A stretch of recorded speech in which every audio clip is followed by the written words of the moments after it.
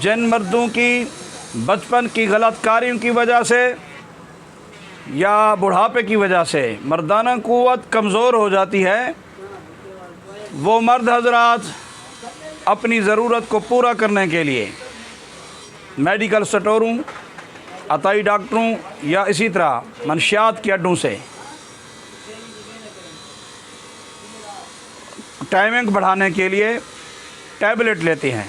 آج کل جو مارکیٹ میں زیادہ تر ٹیبلٹ چل رہی ہیں، ویگا 100 کی پاور میں، بلیک کوبرا 200 کی پاور میں، کوبرا 150 کی پاور میں، اسی طرح کچھ لوگ افیون استعمال کرتے ہیں، اور بھی دیگر کئی کیپسول متعارف کرائے گئے ہیں۔ یقین جانیے ایسے رنگ برنگی گولیاں، ایسی رنگ برنگی ٹیبلٹس، ایسے رنگ برنگی کیپسول صحت کے لیے نقصان دہ ہیں۔ آپ سے گزارش ہے، آپ اپنے قریبی حکیم سے علاج کرائیں، خوراک کھائیں۔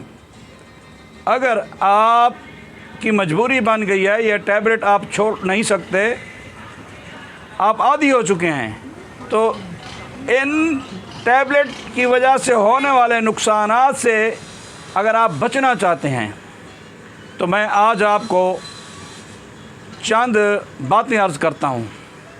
آپ میرے انشاءاللہ العزیز ان بتائی گئی باتوں پر اگر آپ عمل کریں گے تو انشاءاللہ العزیز آپ ان ٹیبلٹس کے نقصانات سے بچے رہیں گے۔ مختصر بات یہ ہے کہ یہ جو ٹیبلٹ ہیں مردانہ ٹائمنگ بڑھانے والی، قوت دینے والی وقتی ضرورت کے لیے، اس سے انسان کے گردے نکارہ ہو جاتے ہیں، مثانہ کمزور ہو جاتا ہے، اور پھر انسان آہستہ آہستہ انسان کا پورا ڈھانچہ مفلوج ہو جاتا ہے۔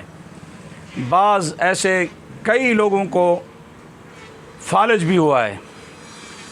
اگر آپ ان ٹیبلٹس کے نقصانات سے بچنا چاہتے ہیں تو آپ صبح، جس دن آپ نے اپنی بیوی سے ہم بستری کرنی ہو، آپ صبح ناشتہ میں 2 سے 3 گلاس چاٹی کی لسی کے استعمال کریں، جو دہی سے بنائی جاتی ہے۔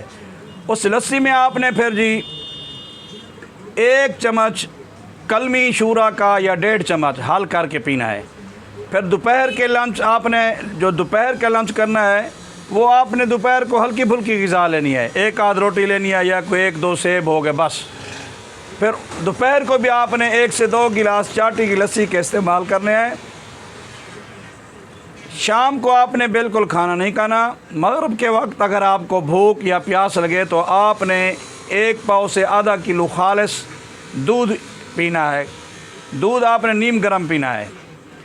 پھر رات کو عشاء کی نماز پڑھنے کے بعد آپ پھر 1 گلاس یا 1.5 گلاس دودھ سے جس نسخہ کے آپ عادی ہوں اس نسخہ کو آپ پھر استعمال کریں، تو دودھ کے ساتھ کریں، کم از کم 1 پاؤ یا 1.5 پاؤ یا آدھا کلو دودھ ہو۔